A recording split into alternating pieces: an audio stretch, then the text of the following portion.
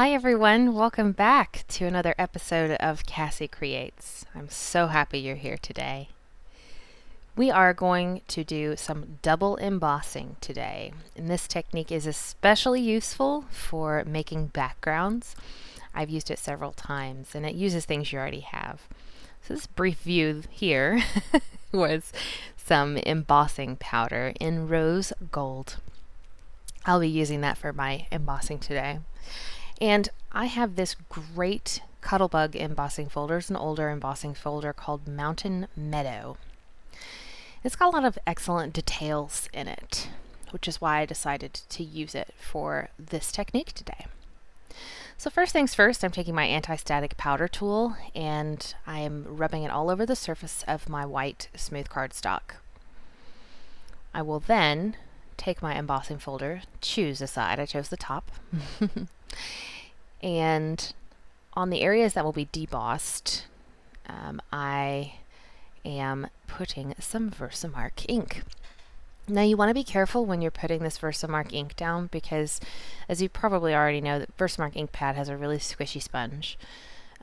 So if you smash the pad really hard into the embossing folder, then you're going to get ink all the way through, which is not what you want. You want it only on those already raised areas here that will squish the paper into the paper. So off camera, I went ahead and ran it through my Cuttlebug and got the beautiful embossed image. Now I'm taking a piece of cardstock that's folded in the middle so I can catch the additional embossing powder that falls off. And as you can see in the areas where we had the VersaMark on the embossing folder, then the embossing powder is sticking to it because of that VersaMark sticky ink. Now then, I went ahead and did the rest of that because it was a little tedious to watch. And so I skipped over it. You see I did the entire surface. Now I left this portion in because I actually wish I hadn't done it. I grabbed a big paintbrush because it was just nearby. And I was going to try to knock off some of the additional embossing powder because it wasn't perfectly on there. And this technique never has given me perfect results. It gives me more of kind of a distress or a mixed media or collage-y type kind of results where, you know, you might have some stray stuff here and there, but it adds to the character of what you're doing anyway and makes it look nice. Here I thought I would try to knock off a little bit of it, but honestly, it ended up knocking off too much. If you want to knock off some of the excess powder, I definitely recommend using a smaller brush. I have a spare clothespin nearby that I use for this. I grabbed my clothespin and stuck it on my sheet because I am going to heat emboss this embossing powder. Now I did wait for my heat gun to get nice and hot before doing this so it warps the paper as little as possible. And now I'm heating up this embossing powder just until it melts and gets shiny and moving on to the next area. You want to avoid keeping your heat tool on there too long because you can burn the embossing powder and it just doesn't look very good. And then you've done all of this work and you might feel like you need to start over again. So just take your time, watch carefully, just watch it in the light, and once you see that change to shiny, just like it is here, ooh, so shiny, then you're good. Now I could totally use this background as is. Just like this. I could do all kinds of stuff with it. I could cut it up and just use portions of it. But now I decided I wanted to color it and give it a little bit of pizzazz. I have my alcohol markers here. These are not Copic markers. They're a set that I bought on Amazon. If you have this same set, I have this chart here, this swatch chart that I made for myself. I'm more than happy to share this swatch chart with you if you would like it.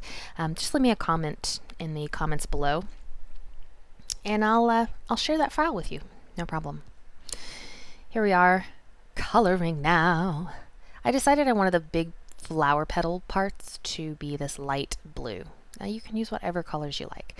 I'm not a great colorer, but the great news is that unless you want to do a whole bunch of really fancy things, it's not that difficult to color over the embossing folder pattern with your alcohol markers. It's pretty simple.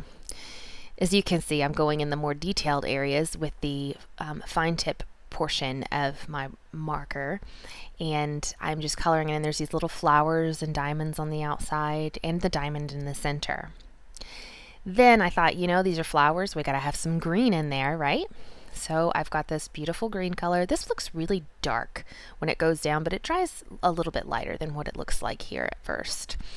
So I'm going in there and drawing in a little bit of the green, so it looks kind of like a little more realistic, I suppose. I could have done whatever color here. I could have done another shade of blue. Could have made this whole thing shades of blue. That would have been really pretty. But like I said, I wanted some pops of different colors to kind of make this more of a mosaic look, tiled look. Yeah, and I think having different colors in there helps with that effect.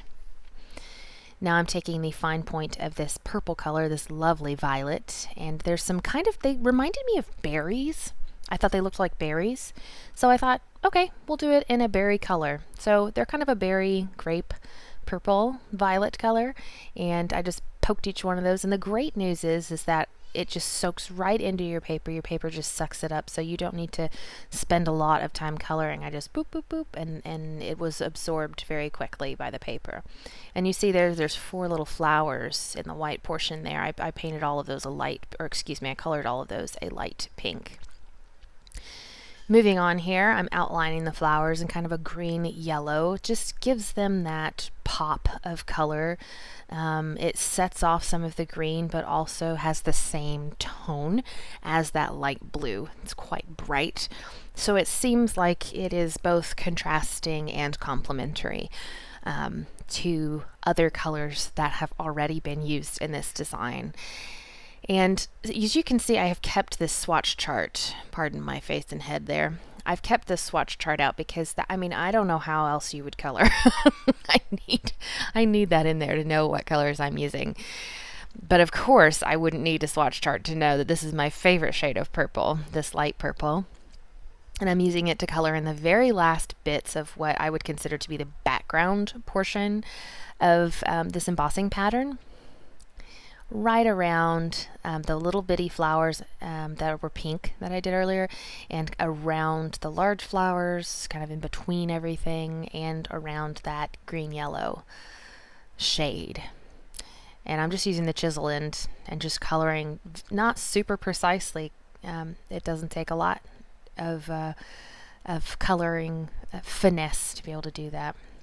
Now, you could use a VersaMarker if you really, really wanted to, if there were some areas that bugged you. I just wanted to mention that. If you wanted to put some more embossing powder down, but I liked it as is, and we got a pretty good finished product. I think it's really nice. And I'll make a card out of it a little bit later. Thanks so much for watching, friends. I hope you have an awesome rest of your week. See you next time.